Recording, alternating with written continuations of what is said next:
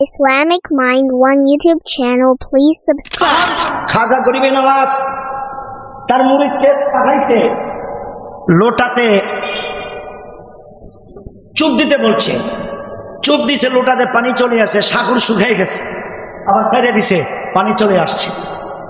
তা আমার প্রশ্ন হলো, কারবালাতে ইচ্ছা করলে আমার দিনের নবী ইমামে হুসেন যদি বলতো ও ফোরাতের পানি সব চলে আসো, আসতো কিনা? কথা বলা আসতো কিনা? এখন তাদের যুক্তি হলো, ইমামে হুসাইনকে যদি রসুল সাহায্য করে, কারবালাতে কেন সাহায্য করলো না? আসলে কি জানেন, প্রত্যেকটা জিনিসের প্রেম জানতে হবে, হিকমত জানতে হবে। তাহলে ইমামে হুসাইনের গোষ্ঠী সহকারে কোরবানি হয়ে গেল, কই আমার নবী তো কাউকে সাহায্য করতে পারলেন না। আচ্ছা, একটা প্রশ্নের উত্তর দিবেন আপনারা। ধরুন আলহাজ আবুল কালাম, আমার শ্রদ্ধেয় মুরব্বী পিতৃতুল্য ভাইজান, উনি যদি রোজা রাখে, রোজার কিছুক্ষণ আগে ওনার বিবিজানকে বলতেছে যে আমি পিপাসিত, আর ভাল লাগছে না, পানিটা দাও, খেয়ে ফেলি, কিছুক্ষণ সময় আছে।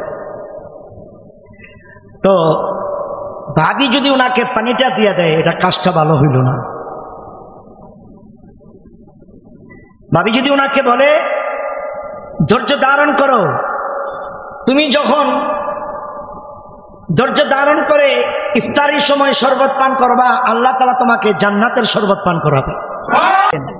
এই উপদেশটা ভালো হইল নাকি পানি খাওয়ালে ভালো হইতো? এবার বুঝছেন। আল্লাহ বলেন, হাবিব পৃথিবীর সবচেয়ে বেশি কাকে ভালোবাসেন? আমার হুসাইনকে ভালোবাসি। আল্লাহ বলেন, ফাসাল্লি লিরাব্বিকা ওয়ানহার, আপনি কি আপনার ভালোবাসার কলিজার টুকরাকে কুরবানি করতে পারবেননি? হ্যাঁ পারবো। ইমাম হুসাইনকে কোলে নিলেন, জিবরিল আমিন লাল মাঠে নিয়ে উপস্থিত। ইন্না উম্মতি সাতাকতুলু ইবনি হাযা, আপনার এই শিশু সন্তান কারবালার ময়দানে কোরবানি হবে। আপনার হককে টিকে রাখবার জন্য, ইসলামকে জিন্দা করার জন্য, আপনার উম্মতি মুহাম্মদের জন্য আমার দিনের নবী কি করলেন মনে রাখবেন।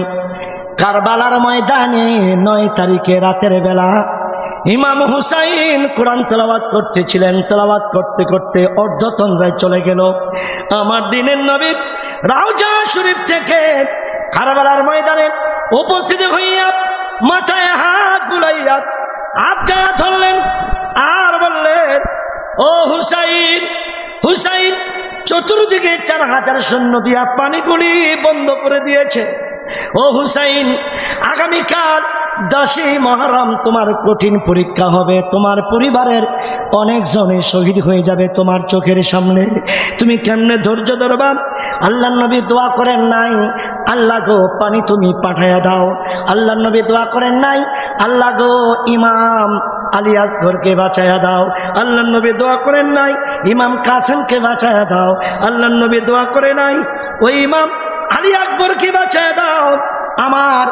আমার নাতিদেরকে বাঁচায় দাও, আমার পরিবারকে বাঁচায় দাও, হুসাইনকে বাঁচায় দাও। বরং তিনি 2 হাত তুলে দোয়া করলেন, আল্লাহুম্মা আতিল হুসাইনা সাবরা ওয়া আজরা।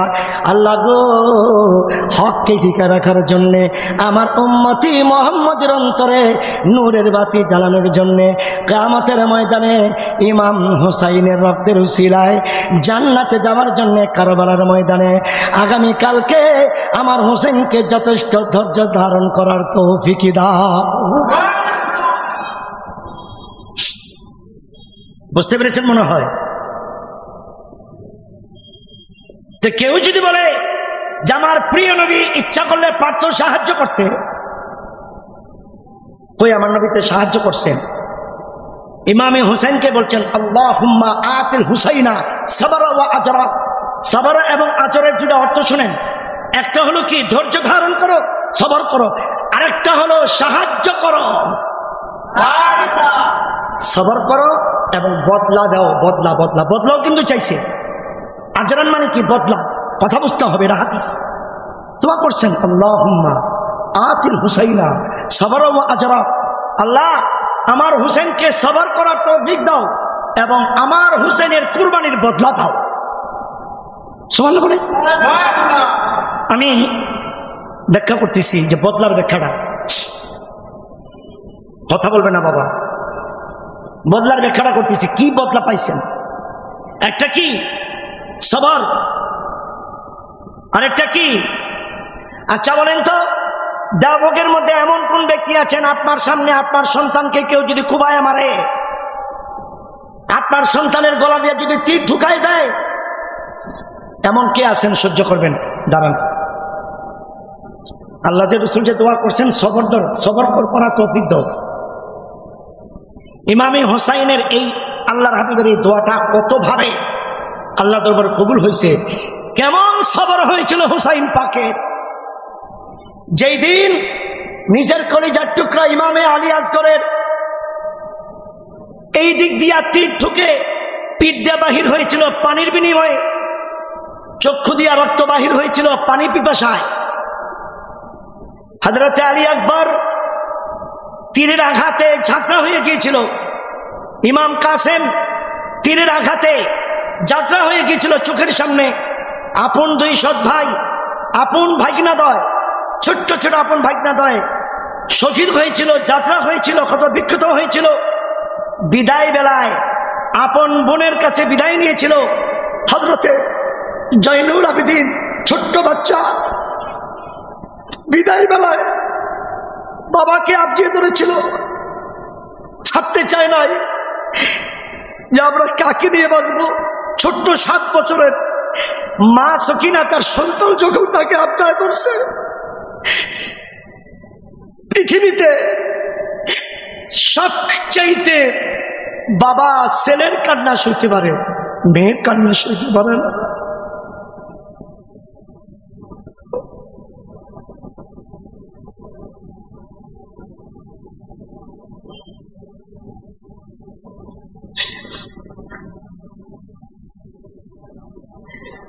বিদায় বেলায়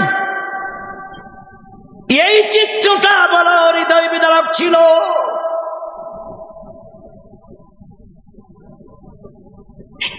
ছোট্ট মেয়ে 7 বছরের দৌড়াইয়া বাবার বদনে গিয়া বলল, বাবা গো, যদি নিতে হয় তুমি আমাকে সাথে করে নিয়ে যাও। আমি কাকে বাপ বলে ডাকবো? কে আমাকে আদর করবে? আমাকে বুকে নিয়ে ঘুম পাড়াবে গো বাবা। এই কারবালার ময়দানে কেউ নাই, কার কাছে রেখে যাচ্ছ? ইমাম হোসাইন চেহারা মোবারকটা ফিরাইয়া চোখের পানি ছেড়ে কাঁদে আর বলে, ও জয়নব আমার বোন, আমি তোমার কাছে আমার সন্তানকে সুবর্দ করে দিলাম, তুমি একটু টান্দা নিয়ে যাও, আমি পারছি না। সন্তানকে টান দেয় এভাবে, হাত একটা ইমাম হুসাইনের কাছে আর একটা জয়নবের কাছে। হুসাইন আসতে করেছে রে, কারো দিকে চায় না, ঘোড়াতে ওঠে কারবালার ময়দানে জিহাদে চলে গেল। সবর কাকে? আল্লাহ রাসূলের দোয়া করছেন, আল্লাহুম্মা আতিল হুসাইন সবরান ওয়া আজরা, আল্লাহ তুমি আমার হুসাইনকে সবর দাও এবং বদলা দাও। আহা, গুনগুন করে কথা, কে কি আস্তে কথা। সবর দাও, ধৈর্য দাও।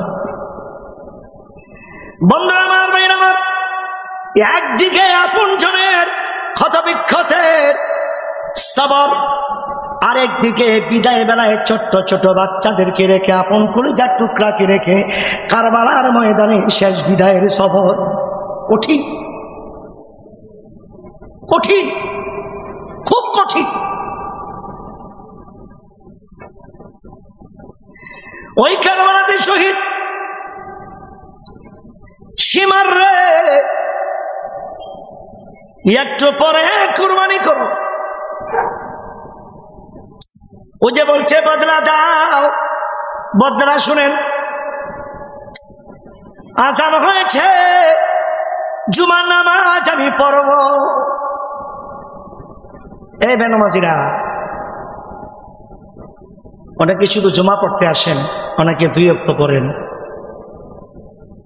ফাসাল্লি লিরাব্বিকা ওয়ানহার, আমি আয়াতটা পড়ছি, নামাজ পড়ো, কুরবানি করো। এই আয়াতে কারিমার সাথে ইমামে হোসেন পাকের এই 2টি কাজ সারা পৃথিবীতে স্মরণ হয়ে থাকবে। সমস্ত বিপদ আসলেও নামাজ ছাড়া যাবে না, যে শিক্ষা কারবালা থেকে ইমামে হুসাইন উম্মতি মুহাম্মদের জন্য রেখে গিয়েছেন। এবং কঠিন বিপদের মাঝেও ইসলামের জন্য এই বুকটাকে পেতে দিতে হবে, জীবন দেব, ইসলামকে ব্যাজ্যতি করার কোনো সুযোগ নাই। এই 2টা শিক্ষা দিয়েছে। বন্ধুরা আমার, ভাইয়েরা আমার, বদলা কি শুনুন। আল্লাহর নবী ডাক দিয়া বলেন, ইমামে হুসাইন বলেন, ও সীমা, একটু ধৈর্য ধারণ করো, আজান দিয়েছে, আমি নামাজ আদায় করব, সংক্ষিপ্ত বলছি। তিনি কি করলেন? নামাজে দাঁড়িয়ে গেলেন এবং 1 রাকাতে কুরবানি করে দিলেন, 2 রাকাত পড়ার সুযোগ দিলেন না। বন্ধুরে, বর্ষার আগার মধ্যে যখন ইমাম হোসেন পাকের কল্লা মোবারকটা লাগাইছে, কিতাবে আসছে ইমাম হুসাইনের জবানটা খুলে গেল, সবাই শুনছে। জবান মোবারক খুলে ডাক দিয়া বললেন, আল্লাহ গো, আমি কি তোমার দরবারে অপরাধী হয়ে গেলাম? আমি তোমার জুমার নামাজ 2 রাকাত পড়তে পারিলাম,